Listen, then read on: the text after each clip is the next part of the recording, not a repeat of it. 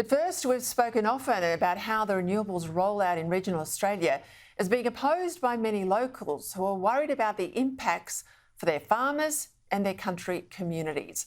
My next guest is the Deputy Executive Director at the Institute of Public Affairs, Daniel Wild, who comes to us tonight from Sanarned, 3 hours west of Melbourne in Victoria's Wimmera, and he's there talking to concerned locals. Daniel, we've discussed this before, but since you were there last time, the government's announced an overhaul of the state's planning laws, removing third-party appeals in an effort to fast-track the renewables rollout. What are the main concerns of the local community with these planning approval changes? Well, thanks, Peter, and a credit to you for following this critically important story that's happening here and also many other parts of Australia. Earlier today, we were in Manu, which is just out of Sanarned, talking to local farmers and landowners about these changes. And the basic feedback was that these changes, which will greatly reduce the amount of time that is needed for a renewables project to be approved from 2 years down to 4 months, are designed to shut out the local community from having their say on this issue. It will limit their ability to appeal decisions that are made, and it's being done without any consultation with the locals that will be affected. The key issue here is you've got government and big business and the Australian energy market operator that are acting without any social licence. They are intruding on private farmland. They're not including the community with them. And this will severely undermine the capacity of this part of the world and this state to produce the food and fibre for our nation and around the world. There are issues too, so people understand this, with large-scale renewable rollouts in terms of not just the transmission lines across farms and the inability to use aerial firefighting, let's say, or spraying, or an auger, which has got a large sort of top to it, or large headers, of course, that's a big issue out there in the Wimmera, but also the degradation of the soil underneath a solar farm that might be there for 25 years, the runoff changes that will cause. And when I was in Witchyproof, not far from Sanarned, of course, a local said to me, we are sick to death of being told what to do by greenies in Melbourne and Canberra. They said to me that they were going to fight it absolutely as hard as they can. What's the mood where you are? Well, the mood is exactly that. It's one of resolve and resilience. This is a very tough community, a very tight-knit community, and they've made it clear that, as is currently planned, these proposals will not go ahead without their consent on their private farmland, because to do so would simply be un-Australian. I mean, this should not be happening in our country when you have government operators coming onto private farmland without any permission. We also know, Peter, that this is not just a local issue, whether you're in Mudgee, whether you're in Rockhampton, or any other part of the country which is slated for these renewables projects. There are dozens of communities that are going through this issue. And we know it's not just local, it's about food security. You know, this net zero renewables policies of the federal government is going to turn Australia from a net exporter of food to a net importer of food, because you cannot operate farmland and wind turbines and solar panels and high transmission lines at the same time. Let's go to a related issue, and this is one of insurance, because I mean this is the myriad of problems that come with a poorly thought through rollout process. Farmers who adjoin a property in the King Valley area, so this is northeast Victoria, there's a $750 million solar farm planned to go in. It's proposed at this stage. And farmers that sit around this property say federal and state governments haven't listened enough to them. They are concerned about insurance.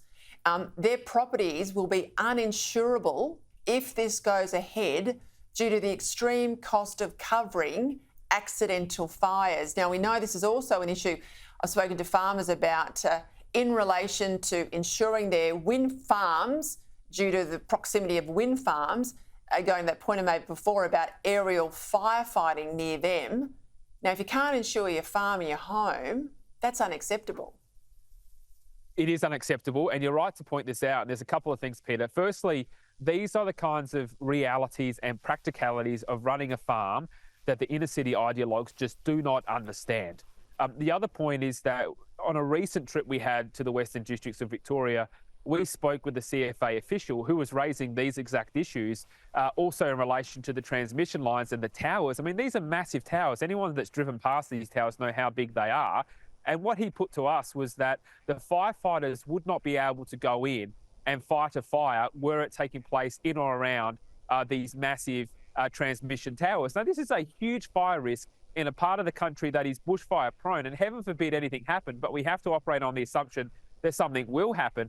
These kind of practicalities just are not being taken into consideration. So in addition to being a massive food security problem, it is also a bushfire risk problem where we're just not going to be able to get on top of these fires, and they could cause a lot of damage.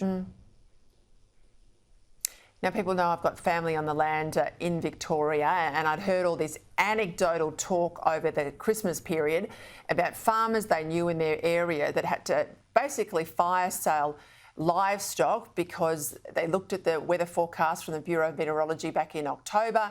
It was going to be a terrible summer. There wouldn't be enough feed around, possibly not even enough water. So everything went off to the sale yards and they got rock bottom prices. Well, that was just anecdotal. Today, we've got data out from Elders, the big agribusiness player, that's revealed the BOM, the Bureau of Meteorology's mistaken prediction of El Nino significantly impacted their earnings. Of course, as I say, there we had a whole lot of farmers panic sell livestock, and the price of beef fell and other farm products fell as well. Surely when you look at this, when you get this empirical, fact-based data, Daniel, there's got to now be a proper review of the Bureau and their forecasting out of this. Well, of course there should be, Peter. There's that issue that you identify. There's also the issue with their what's called homogenisation of historical temperature data, which basically has the effect of creating the impression that temperatures have risen faster and are higher than what may actually be the case. And we also know, Peter, that of course everybody makes mistakes, but there is a component of the Bureau which appears to be driven by ideology and by politics rather than by the facts on the ground. Australians should be able to have trust in the Bureau. It's been historically a critically important institution for our nation, especially for regions and for farmers.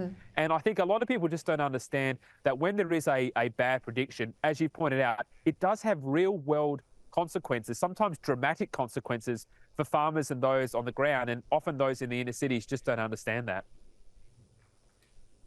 What about this stuff out today from the Climate Council? So they don't just want the government to ban the sale of petrol cars and diesel cars in Australia by 2035.